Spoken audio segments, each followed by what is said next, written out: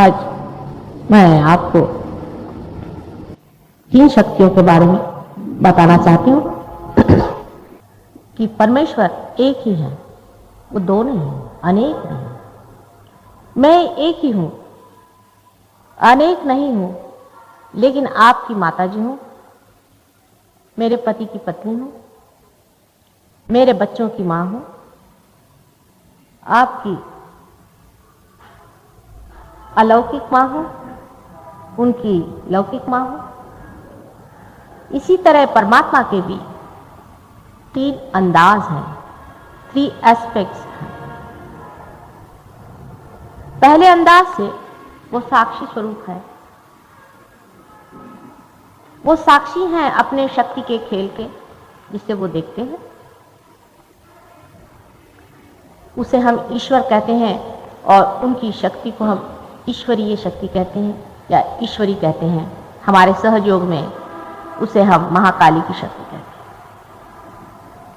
जिस वक्त उनका ये साक्षी स्वरूपत्व खत्म होता है, माने जब वो और कुछ देखना नहीं चाहते, वो नापसंद करते हैं, जब वो अपनी आंख मूंद लेते हैं अपनी शक्ति के खेल से, उस वक्त सब चीज खत्म हो जाती है। इसीलिए उस शक्ति को हम लोग संहारक शक्ति कहते हैं। असल में संहारक नहीं है, लेकिन वो सारे संसार के कार्य का नियोजन करती है और उसे खत्म करती है।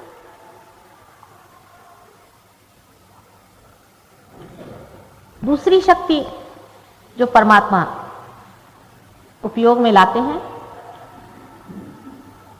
वो है उनकी सृजनात्मक शक्ति, जिससे वो सारे संसार की रचना करते हैं। उसमें बड़े बड़े ग्रह तारे,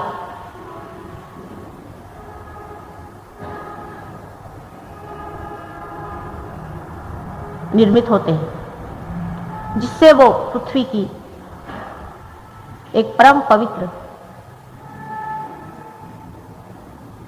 वस्तु तैयार होती है। इस अवस्था में परमात्मा को हिरण्यगर्भ कहते हैं और उनकी शक्ति को हिरण्यगर्भिणी कहते हैं। हमारे सहयोग में उसको महा सरस्वती कहते हैं।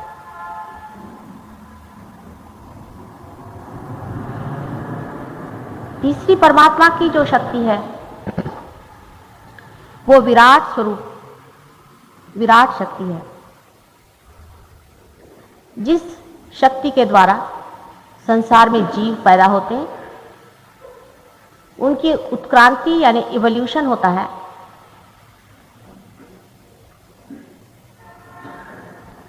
जानवर से मानव बनता है और मानव से अति मानव बनता है, अति मानव से परमात्मा बनता है।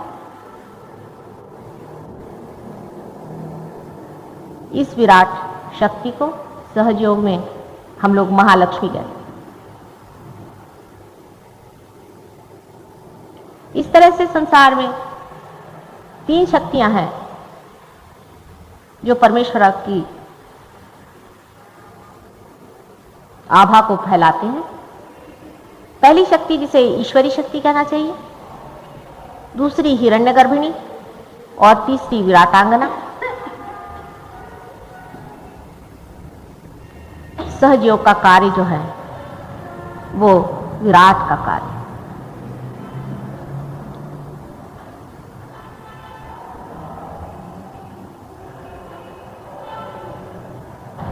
मनुष्य के अंदर भी परमात्मा ने ये तीनों ही शक्तियां दी। एक शक्ति से मनुष्य जो कुछ भी मरता है उसे संचित करता है, वो महाकाली की शक्ति है। एक शक्ति से जो भविष्य के लिए वो चिंतन करता है, प्लानिंग करता है, थिंकिंग करता है, सोचता विचारता है, वो महासरस्वती की शक्ति है। और जिस शक्ति के द्वारा वो उत्क्रांति पाता है, इवॉल्व होता है,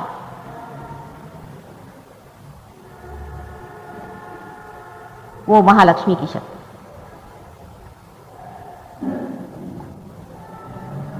इन तीनों शक्ति का मिलाप विराट शरीर में, उसके सहस्त्रार में, वही आदि पुरुष है और उसी जैसे मनुष्य को बनाने की पूर्ण व्यवस्था परमेश्वर ने की हुई।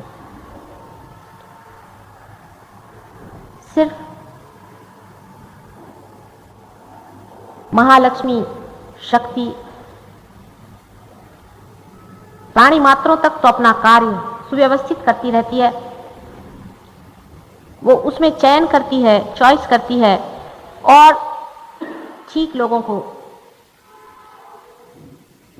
ठीक जानवरों को एक हद तक उत्क्रांति तक पहुंचा देती है। पर मनुष्य की दशा पर आने पर उसको पूर्णतया स्वतंत्रता मिल गई कि वो अपनी चेतना में, अपनी अवेयरनेस में अपना ही उत्क्रांति का पथ खोजे और जाने कि उसकी कैसी उत्क्रांति हो गई।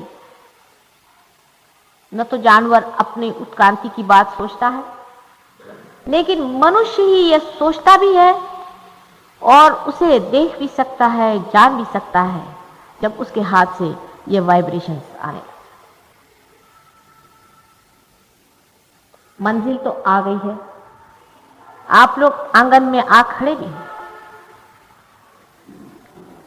इतना सरल सहज है सब कुछ, किंतु मनुष्य ने ही अपने को बड़ा कॉम्प्लिकेट कर लिया है, बहुत ही ज्यादा विक्षिप्त कर लिया है। मनुष्य के लिए बहुत कठिन हो जाता है कि वो सादगी से रहे, भोलेपन से।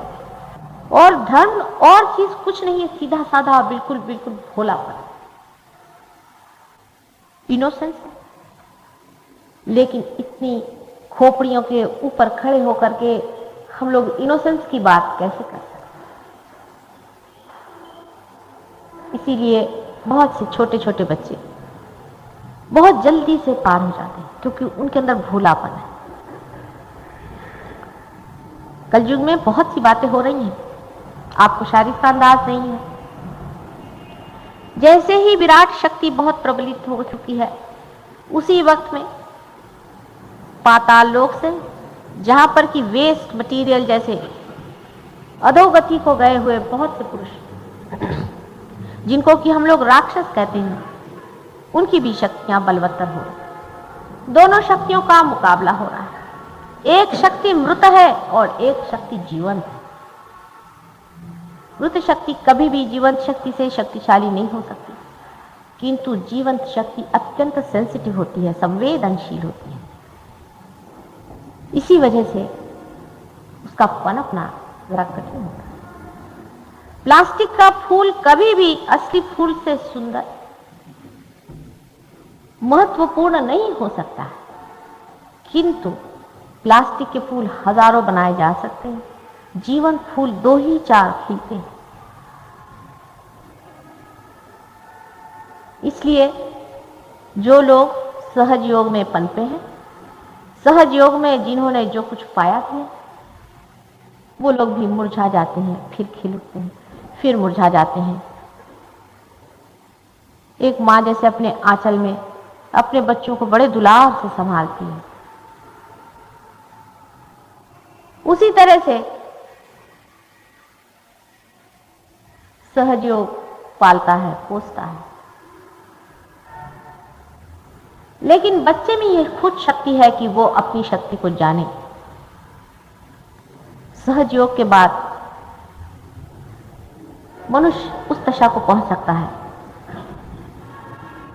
इस थोड़े से टाइम में पहुंच सकता है, जिसके लिए बड़े बड़े ऋषि मुनियों को हजारों जन्म लेने पड़े और हजारों वर्षों की, युगों की तपो साधना करनी पड़ी।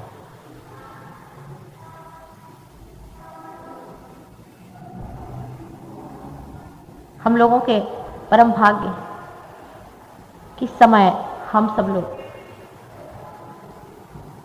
इस विशेष युग में पैदा हुए हैं। सामान्य ही लोग हैं, असामान्य कार्य के लिए पैदा हुए।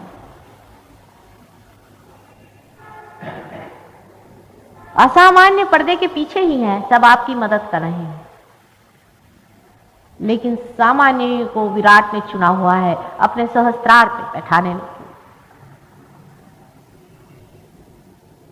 क्योंकि सामान्य में शक्ति है असामान्य होने।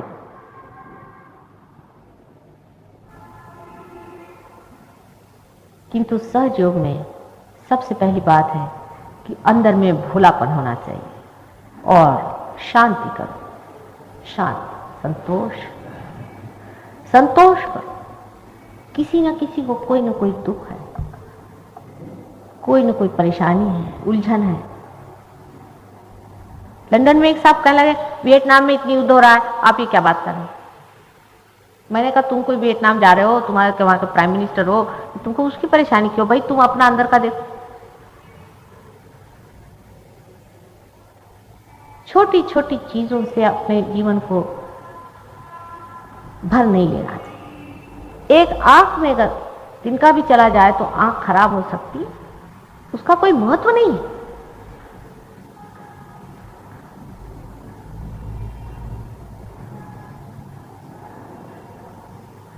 शांति, क्योंकि वो समय आ गया है जब परमेश्वर का राज्य इस संसार में आने वाला है। संतोष, सहयोगियों को चाहिए कि और लोगों से ज्यादा शांतिपूर्ण रहें, संतोष से भरे रहें, खिले रहें और अपने आनंद से सारे संसार को भरते रहें।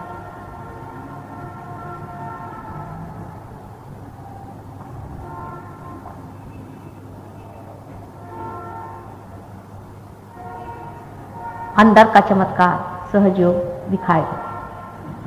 बहुत जोरों में चरवण चला है, मंथन चला हुआ है।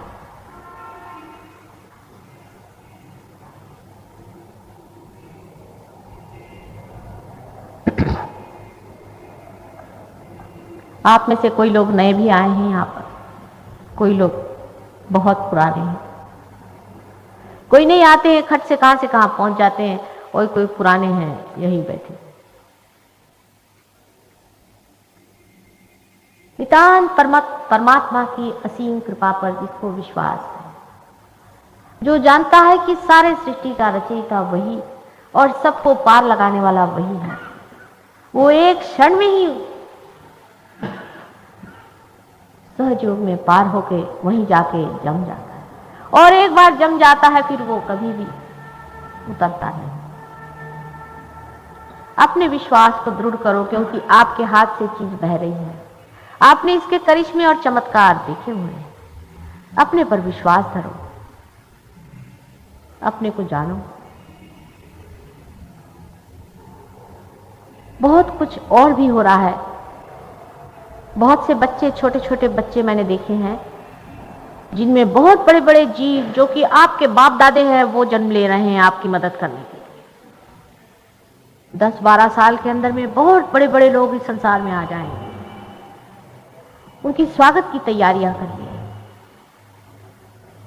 उनको पहले सूली पे चढ़ाया गया था, उनको मारा पीटा गया था, वो सब आज जन्म लेने वाले हैं। एक नवीन युग इस संसार में आने वाला है। परीक्षा का थोड़ा सा समय है, परमात्मा पे विश्वास रखें। सारे धर्मों का सारे धर्मों का आशीर्वाद और आशा कि मनुष्य परमात्मा पद पे पहुंचेगा, वो सत्य होगा।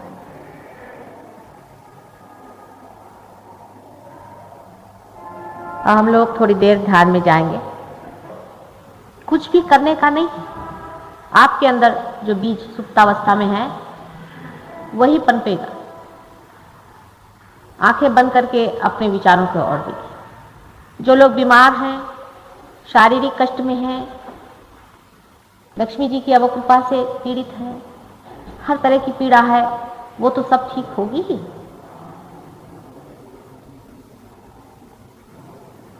लेकिन जो असली मेहमान है उसका आना जरूरी है।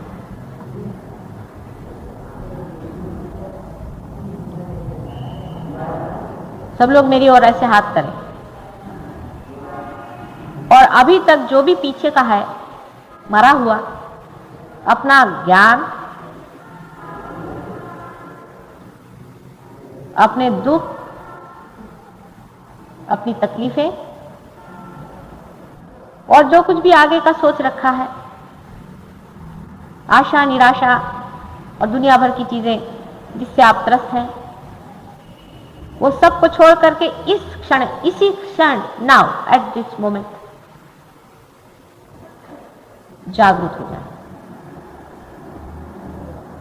प्रेजेंट में ही जागने से ये चौथा आयाम, फोर्थ डायमेंशन खुलेगा।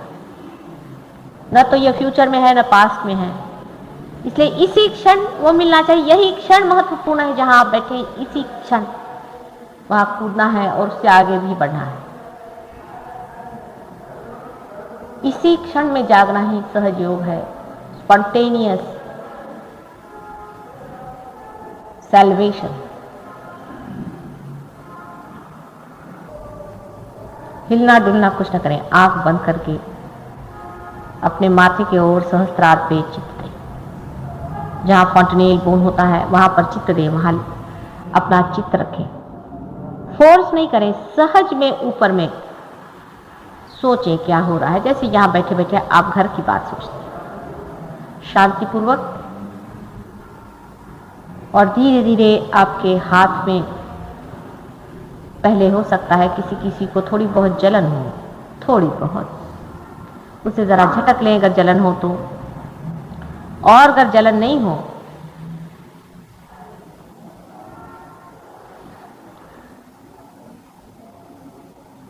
तो सीधे सीधे ऐसे ही हाथ रखें और आपको ऐसे लगेगा कि अंदर एकदम ठंडी ठंडी हवा है। और माथे की ओर जब दृष्टि करेंगे तो ऐसा लगेगा कि कोई भी विचार आ नहीं रहा है। यह निर्विचारिता की बात है, आप निर्विचार हो जाए, एकदम अंदर से शांत होकर बैठे। एकदम से शांत होकर मन से कहना, हो गया, बहुत कुछ तो समझा रहा है, मत मुझे समझा कुछ, अब मुझे वही जाना है। यही मन जो आपको बहका रहा है, यही आपकी परीक्षा कर रहा है, उसे कहना बस कर दे।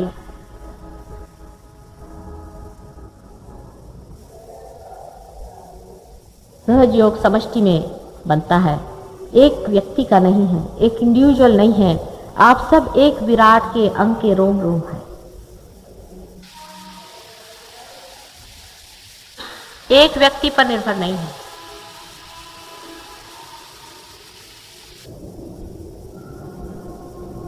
सब एक ही शरीर के अंग अंग है, यह आप जानिएगा। कलेक्टिव कॉन्शियसनेस में, सामूहिक चेतना, आप अकेले नहीं है, आप एक शरीर के अंग प्रत्यंग है, दूसरा कोई है ये नहीं, सब अपने ही हैं, इससे आप जानिए।